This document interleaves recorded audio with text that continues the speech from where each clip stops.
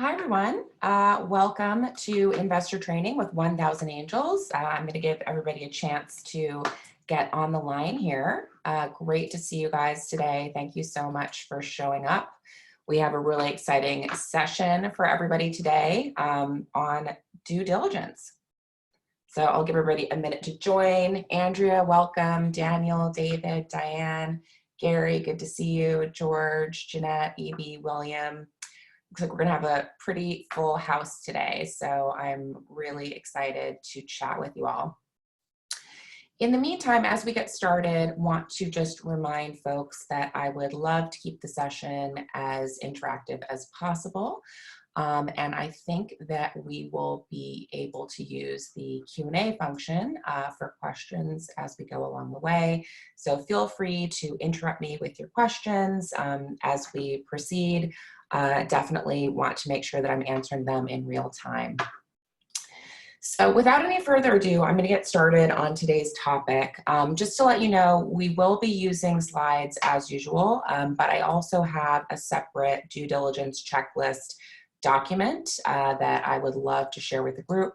So I'll make sure to email everybody a copy of that when we're done, but we'll also be reviewing it during the session today as well. So digging in, just to introduce myself, I know a lot of you here are new to 1000 Angels, so welcome. My name is Duignan Minnihan. I am co-founder and managing partner of both 1000 Angels and Rain Ventures, which is a seed stage fund. I've actually been investing for over 14 years in seed and Series A stage companies, have a portfolio in the hundreds of companies and have worked with thousands of startups during that time. Been very fortunate. Started off as managing director, executive director at Golden Seeds, managing director at Dream Ventures, and completed my MBA in finance from Columbia Business School during my former life as an investment banker. So a little bit about me. Let's dive into today's topic. So what we're going to be going over is the investment process as a whole, but really with a focus on due diligence. So due diligence really begins as soon as we start the investment process. So when does the investment process happen for a company? At what stages is this actually occurring? Whether you're looking at it from the perspective of a founder or from the perspective of an investor. So there are a few stages at which companies need to raise money. Obviously at inception, so at startup stage, and that's generally where we're coming in as investors and what we're going to be looking at these companies from the perspective of. And then next there's the growth stage, right? So once they've kind of figured out their business, they've got a business model that works, they figured out their system for making money, they need to sort of like dump more money into the top of the funnel to actually make the company grow. And then a next stage when a company might require investment capital is at a stage when either the founders or potentially early investors are looking for liquidity. And that can come in a variety of ways. It can come from private equity investment, it can come from an IPO, it can come from other sort of sources of capital to change the capitalization table of the company and maybe adjust the capital structure. Maybe they're taking on some debt to, replace some of that equity capital with debt capital. And then lastly, we have acquisition or IPO. So at that process, obviously, you're also going to sort of need capital to make that happen. So really, those are the four important times in a company's life when they're going to require capital and when an investment process is going to begin. And we're really going to be focusing mainly on the startup stage. So at the startup stage, there are a variety of sources of capital that a founder can consider. And it's really important to go over these because we want to be sure that we understand that early stage venture capital is not the only source, and there are clearly sources of capital that need to kind of come into place before investors actually bring capital into the company. So number one is personal funds, money from friends and family. This is actually a relatively critical part of the due diligence process. And the reason it's important is that we want to be sure that the company has some skin in the game, right? So not only, the founder's personal capital, but also knowing that the people who know the management team and the founders best, who are their friends and family, obviously believe in them enough to actually put money on the line to bet on the success of this business. So it's a really important indicator in our diligence process that the company has been able to raise money from friends and family, has taken in a bit of personal capital, and has taken in money from, people that they're going to have to see at Thanksgiving dinner table, for years to come. So that's part of our diligence process, looking to see how the company was initially capitalized. Next is obviously capital from accelerators, grants, and awards. These can often be very robust sources of capital. I'm a judge for several startup business plan competitions. I just did, last year Startup of the Year, where I believe we award like a $50,000 non-dilutive grant to the winner. I'm also a judge for 43 North, where we actually award the top prize winner gets $1 million in relatively non-dilutive capital. It comes in at a pretty robust valuation. Second place person gets like $750K, and we give another 6 winners about $500K each. So these can actually be pretty significant sources of capital, and also can be a little bit of a validation for you as an investor if you know that they've been accepted into and participated in one of these programs. Next, is obviously debt capital. Venture debt is becoming a bit more of a popular option these days, but it does really require that the company is able to show significant revenue and cash flow. So it's not going to be a fit for most startup companies at the early stage, but it is interesting that I've noticed in the market there appear to be quite a few companies coming in with more innovative venture debt solutions for startups. And so we're going to get to the last category, which is where we come in. And honestly, it's the last category because it kind of should be the final stop on these road of 4 different sources of capital. And that is equity capital from angel investors, VCs, or private equity firms, and what we'll be discussing today. So we can see here, this chart shows really clearly that various investment rounds are going to be made during the life of a typical company.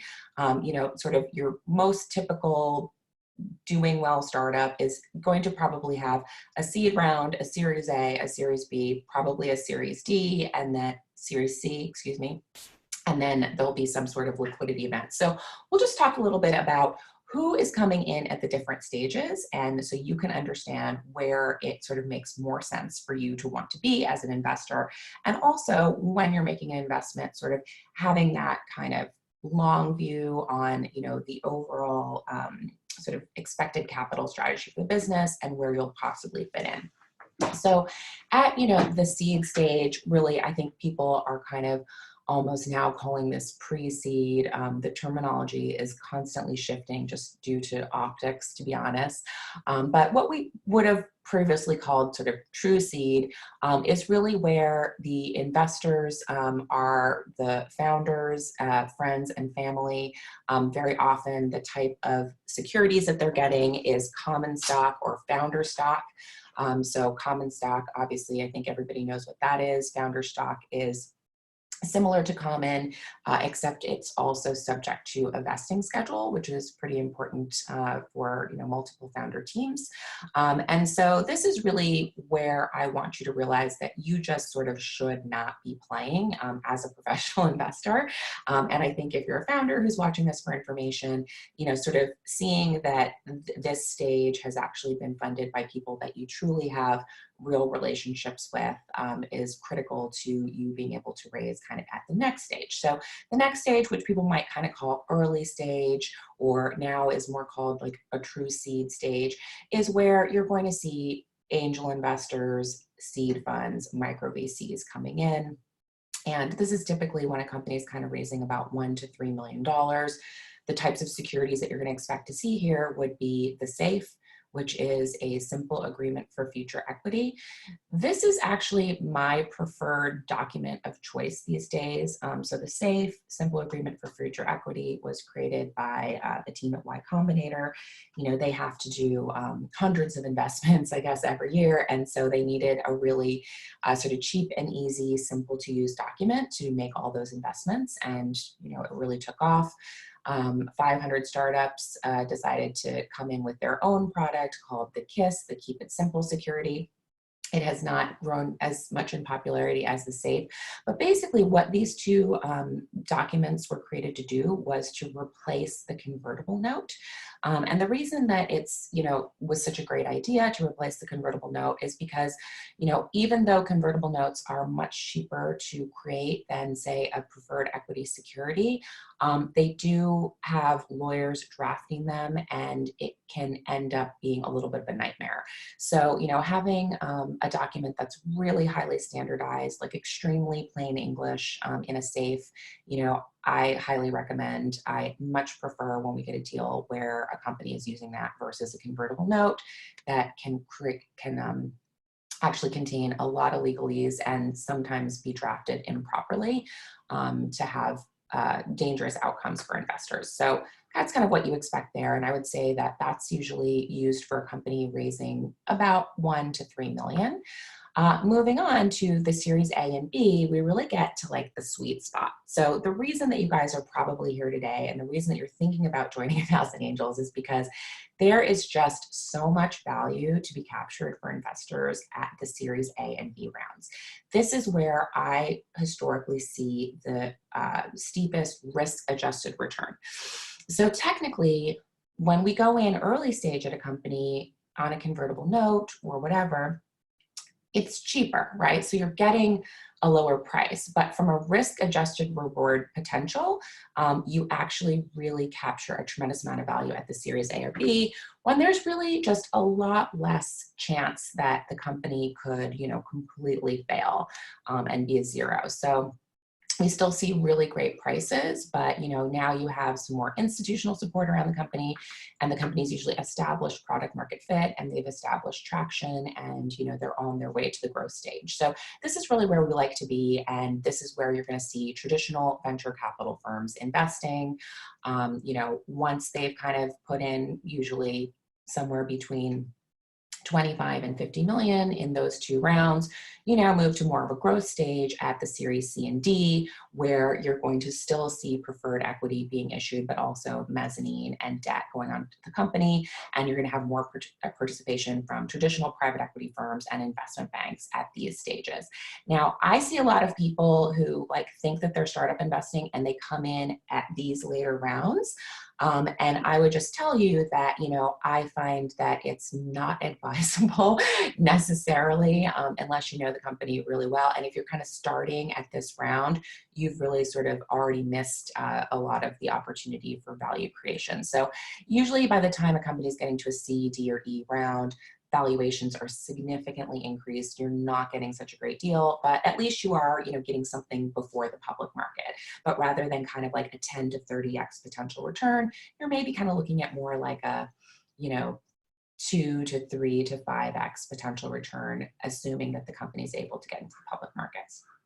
And by the time we get to the public markets, as you folks know, obviously it's publicly traded stock, and the investment managers of the big funds are now coming in to take a position. So if we look at the overall investment process, there are 7 key steps. We start with sourcing and screening, then we move on to due diligence, which we're going to be focusing on today. Then, you know, once a company sort of passed your due diligence test, we talk about structuring the deal.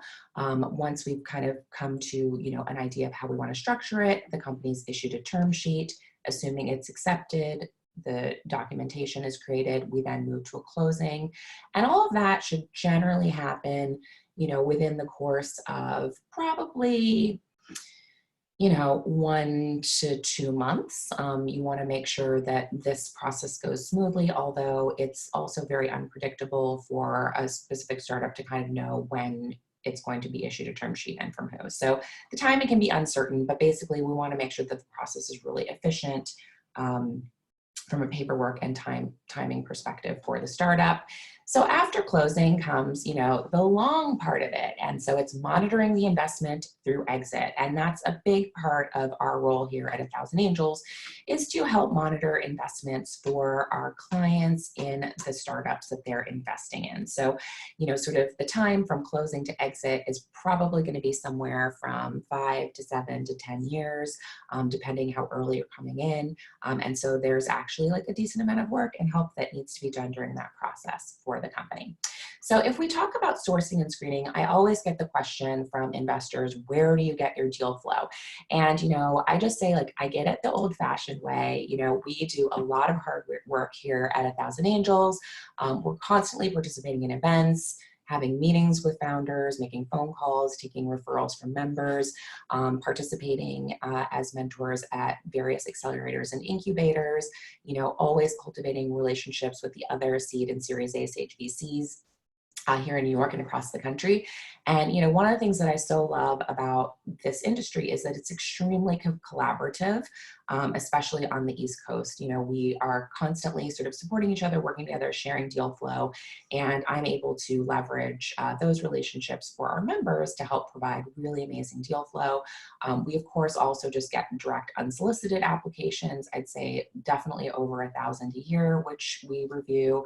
And once we've kind of gone through all of that, we'll then put sort of, I would say about 10-ish companies possibly per month through a due diligence process to actually have the outcome of about 2 investable deals per month. So that includes, existing portfolios coming back for follow-on financing and new companies to the platform.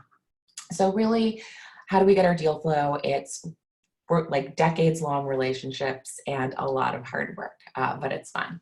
So let's move on to what we're kind of here to talk about today, and it's the due diligence process. So what is the purpose of the due diligence process and why do we do it? Well, it is so important, and unfortunately, it's a step that a lot of people skip because they probably aren't, investment banking trained, investment analysts, and they're not really sure where to start, right? Or what are all the elements they need to consider before making an investment. Sometimes it's easier to just throw your hands up and be like, forget it. I think this company is great. Let me throw in 25K. But it's really important that you don't do that. It's really important to either take the time yourself or to work with an organization where all of these different aspects of risk of a particular startup opportunity are going to be evaluated. And so if we look at the different components of risk and investment, there is the business risk, there is legal risk, there is people risk. And, for me, I always feel that given that we're investing so early in a company's life cycle, where we're really taking on the hugest risk is with people. And that's why it's so important for us to really take a lot of time to get to know our founders really well, to be very close with them, and to know that they're people who not only have the ability to build a successful business, lead a team, and create something that can potentially be worth $1 billion, but that they're honest and trustworthy, right? Because as early stage investors, we really need the founders to protect our position on the cap table. And so that means that, even if they're being offered, loads of money down the road when the company is successful, that they're not going to allow those follow-on investors to, screw us over. And that is a real risk because, it's sort of like last money in really calls all the shots. And, for early stage investors, having the protection of the founders because they really do care about the relationship with you is critically important. So that's why we really focus on people risk, mitigating it by only working with really stellar management teams. On the next side, have business risk. Now, there's a ton that can be done here to minimize business risk.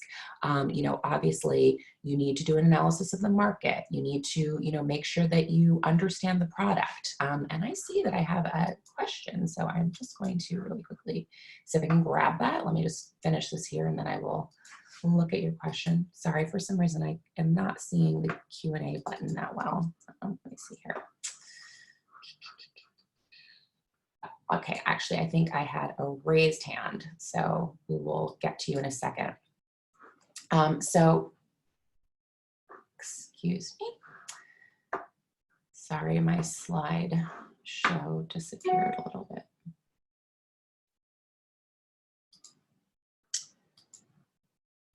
Okay, there we go. Now it's back. Sorry about that. So there is business risk in the market, the product, their sales funnels, are the financials accurate? Do they have a valid marketing plan? I would say that, the number one place where I see people make mistakes around investing in diligence is too much focus on the product and not enough focus on the marketing plan. So it's not enough to know that you think that the company's got a great idea or a product.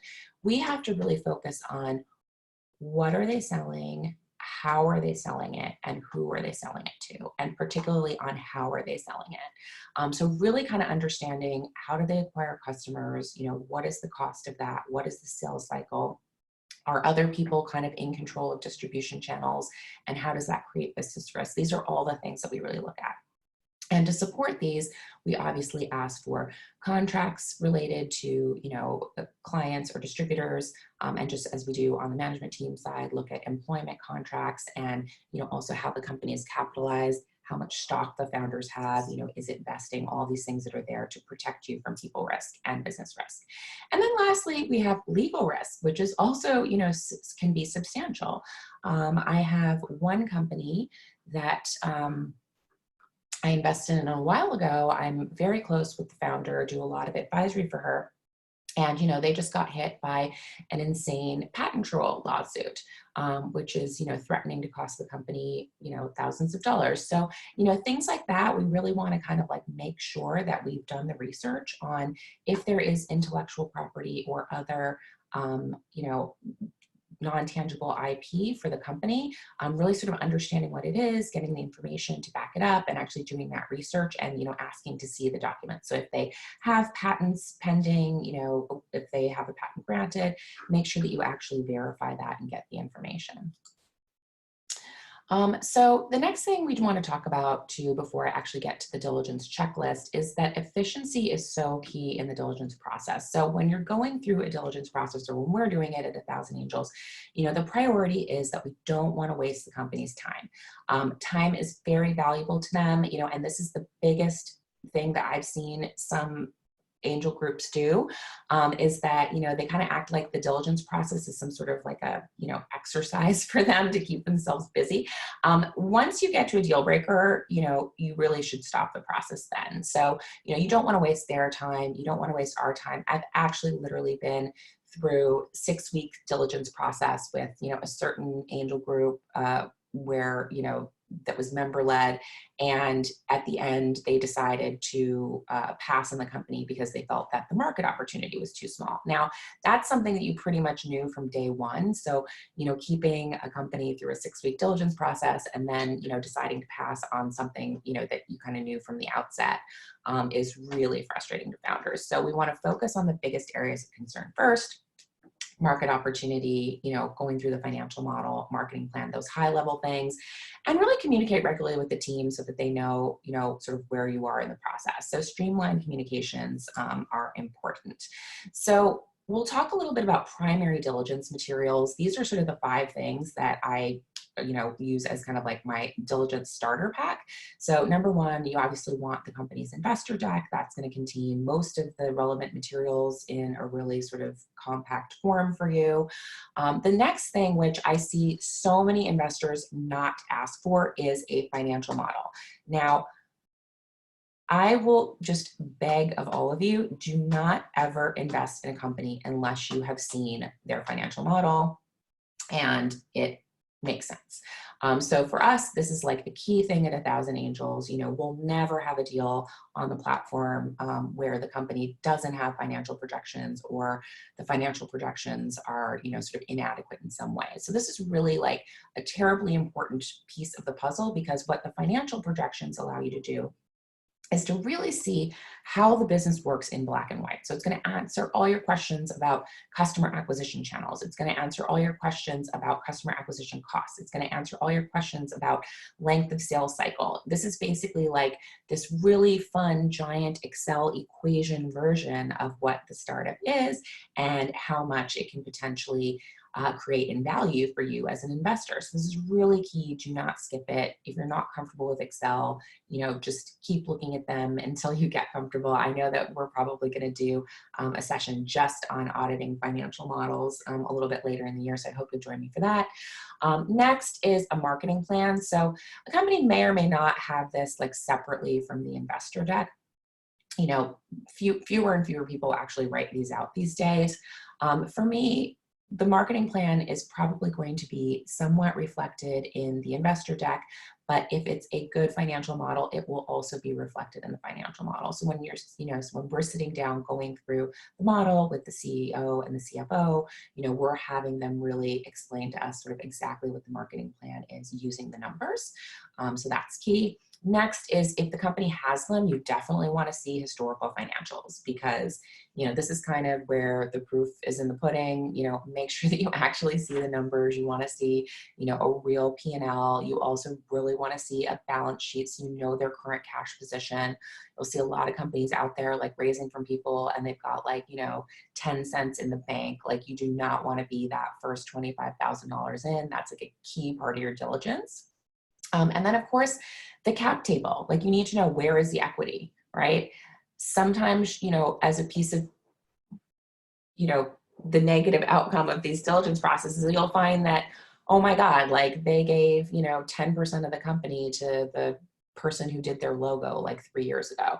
So things like that, you really need to be aware of. You also need to know like what valuation previous investments have come in at and how much they've raised to help you kind of assess the value of the business. So past that, additional diligence items that, will be nice to have if they have them are of course like a client list, a sales pipeline report, any material contracts if they have, large enterprise contracts that you're basing valuation on, management reference checks. It's always a good idea to do a few reference checks independently, like probably, rather than saying, hey, give me some names, because people will just, fluff that up a lot. Go through LinkedIn, like see if you can, get some references independently. And if you can, customer reference checks. I mean, that's like a really wonderful one to have, but not all companies necessarily feel comfortable with you calling their clients for obvious reasons, but it's certainly helpful. And then any detail on intellectual property.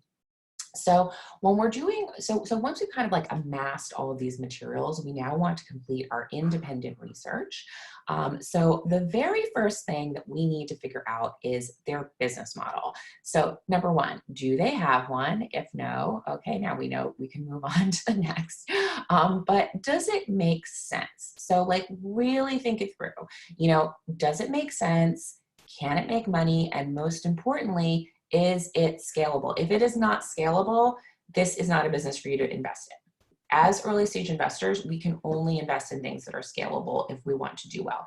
If we invest in things that are not scalable, we're likely to not ever get our money back. So, this needs to be a priority. Next is the market opportunity. So has the company made good assumptions about this? I'll sometimes see a company that, I don't know, is selling like, tacos for dogs or I don't know, some random, very niche thing. And then they'll be like, well, the market for everything people spend on dogs is, $10 billion a year. Whereas like their actual addressable market for their particular thing is maybe like $50 million. So really make sure that they have properly estimated the market opportunity, that they're not overestimating it. And, unfortunately, it has to be at least $1 billion market. Like the market opportunity really should be at least $1 billion opportunity. If it is not, it's going to be really hard for you to exit for a few reasons that I know we've talked about before. One is that for a company to get to exit, they usually need to get to around $100 million in annual revenue. And if the total addressable market is less than $1 billion, it's really hard to get to 100 million.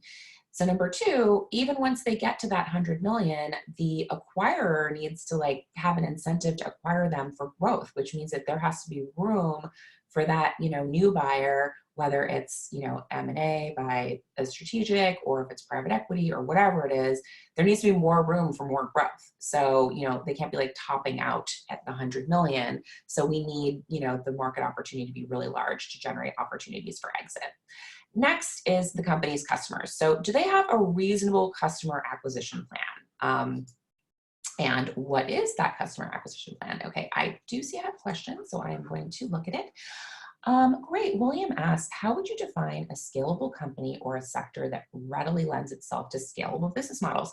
Yeah, that's such a great question. So just to more clearly define it for everybody. So really what scalable means is that you can add additional customers without having to invest a lot of time, energy, or money. So like, for example, you know, the most scalable businesses are kind of like enterprise SaaS, right? So, you know, something like Slack or, you know, Stash or anything else that, you know, people can just go to a website, sign up, and then all of a sudden they're paying you, you know, $29 a month. So that's really like scalability. It's digital customer acquisition channels, digital product distribution channels, ideally a product that does not physically exist.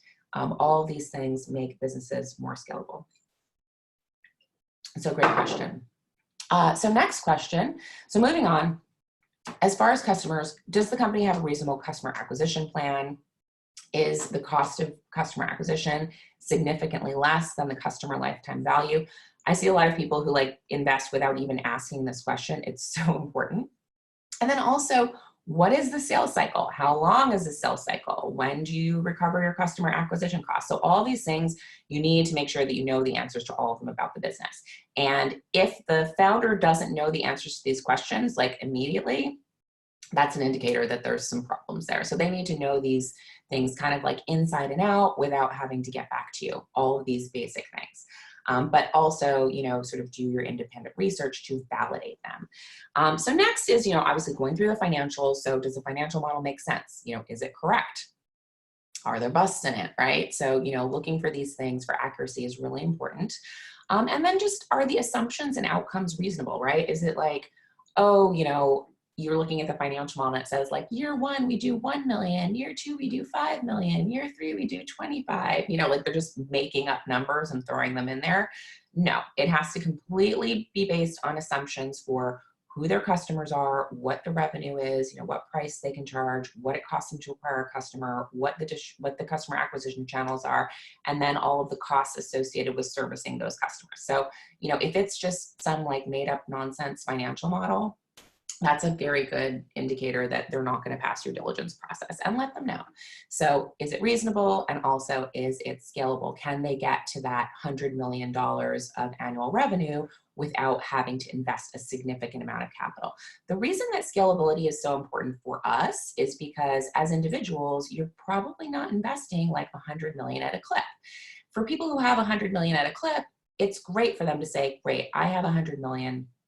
I'm going to invest in this company. If they turn it into 200 million, you know, next year, wonderful, I just made 100 million. But for you to make 100 million, you know, the company's got to like raise 10 million and turn it into, you know, take 10 million and turn it into 100 million. So we need scalability. We need to be able to say, let's take a small amount of capital and really be able to turn it into something amazing.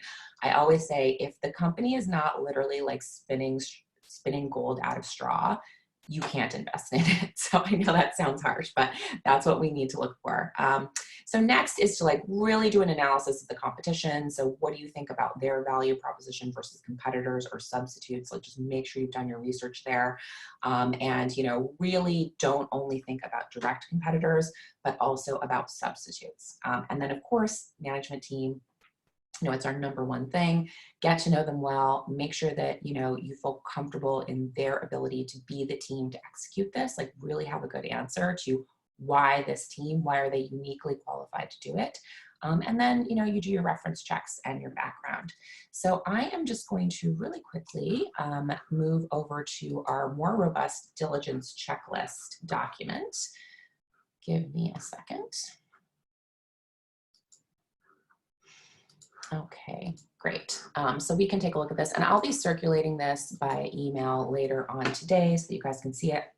But this checklist really kind of like digs into a much more detailed list of what you need to think about. So we talked about, you know, the team, we talked about the market size, SWOT analysis is like strengths and weakness, et cetera, looking at their patents, understanding what technology is going to be used, looking at their financial statements and projections. When it comes to financial projections, I really feel that it's important for the company to have at least 3 years of financial projections, ideally 5 years, but that's what we're looking for, and it needs to be reasonable and show you a vision that the company can say, this is what we're going to do for the next 5 years.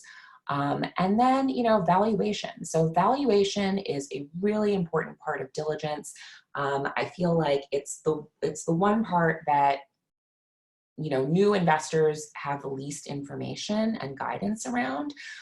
So, one would be really understanding, is this company priced right? And then number two, like making sure that you're getting the proper security. I have, people who've joined 1,000 Angels and they'll be like, oh, can you look at this deal that was on like Seed Invest or Angel List or something for me? And I'll open it up and it's like Class B common shares. And I'm like, why would you even consider, no, so we have to be really careful about knowing that we're getting the right security, we're getting institutional grade security, and knowing that the valuation is right. And as you guys spend more time with me and look at more deals, you'll start to get a sense for like what the market is for valuation at different stages. We want to, double check the cap table, make sure that's all right. We want to really understand what's the company's exit strategy. I had this founder pitch me like 2 days ago, and he was like, yeah, I'm like building this business so that like my sons will have a job as CEO in the future. I was like, wow, you just tanked your chances of getting any sort of VC investment capital with that story. But you really want to know, what is the possible exit strategy? And then, obviously companies, articles of incorporation, et cetera, all these sort of other things are much more sort of detailed things that you might want to make sure that you go over. Don't drive the founder crazy demanding every single thing, but in instances where it's relevant, this is a great comprehensive list to give to you. So here we have, a really complete list of things to request from the company. Like I said, I'm going to be sending this out. You don't need all of these things, but I would definitely go through it. And if you think that there's something on here that's a little bit fringe, but it's relevant for your particular deal, then you can throw it in. So this would be really like the most comprehensive list. But clearly, if you actually went to a startup and said, give me these hundreds of things, they'd probably, be like, bye, I'd rather find somebody else to invest in my deal. So that is that. And as I said, you guys will receive it and we will go back to the other document and finish up because I see that we are close to running out of time. Okay, I believe this is correct. Oh, no. In 1 second, stop share, and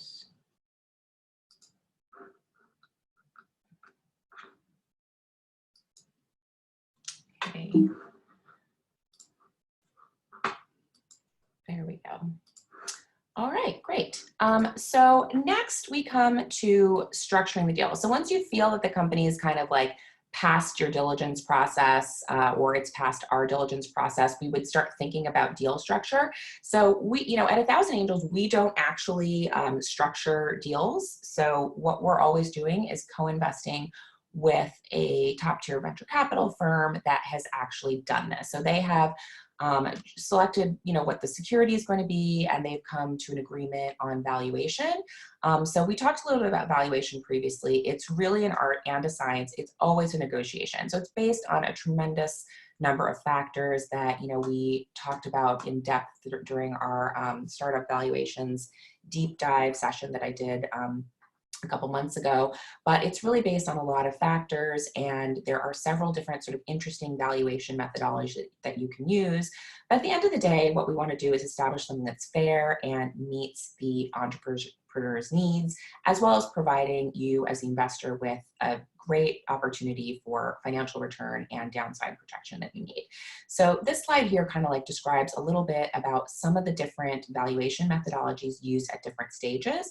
And most of you, since I'm assuming that you've probably invested in public market securities, you're probably familiar with like multiples, PE ratio, DCF, that's discounted cash flow, price to book, all of these sort of valuation metrics.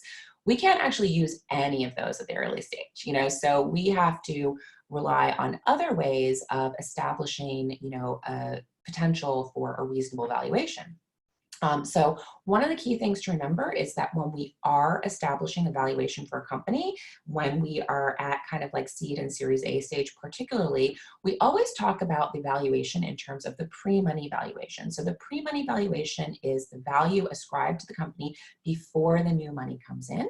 So in this instance, if the pre-money valuation of this company is $3 million and they take in $1 million of new money, the post-money valuation of the company would now be $4 million.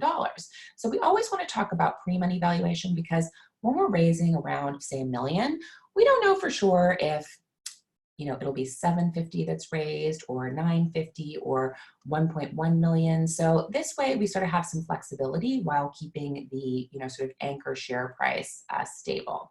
So that's one of the methods, one of the terminology that's really important to understand as you're doing due diligence is knowing that you're talking about pre-money valuation when you're talking about the price for the company and not a post-money valuation.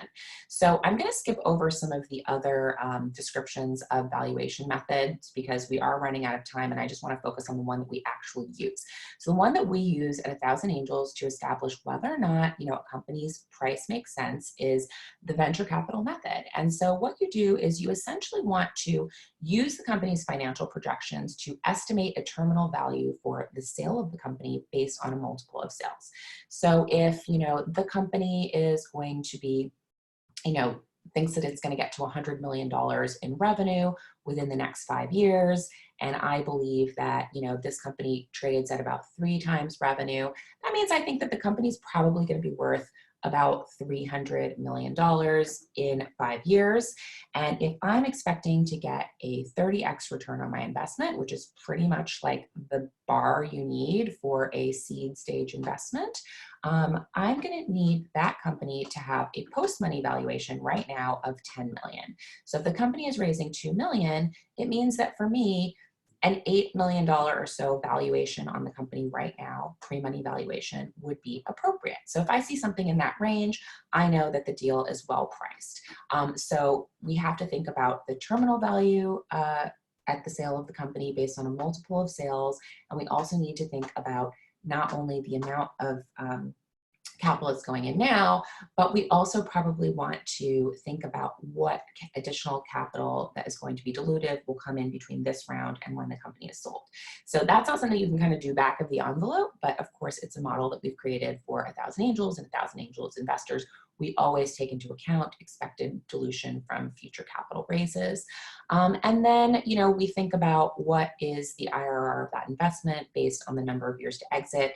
It could be 5. We might only have 3 years worth of projections to work with. But generally, we're looking for IRRs in the ballpark of, I would say 40%, at like more of like a Series B to, close to 100% for, pre-seed rounds. So that's sort of a little bit about how we think about valuation. And then our last thing is looking at our actual term sheet and the actual security. So what are our common pre-seed securities? It used to be a convertible note, which is not the same thing as convertible note in the public market securities. It is much more of a sort of like reflective of an equity security than it is, a debt security. So it does provide you some downside protection, but it really behaves basically like equity. You're not going to ever expect to get paid back your convertible note. So I just want everyone to be clear on that. And then the second one that's really common these days is the SAFE, which is a simple agreement for future equity.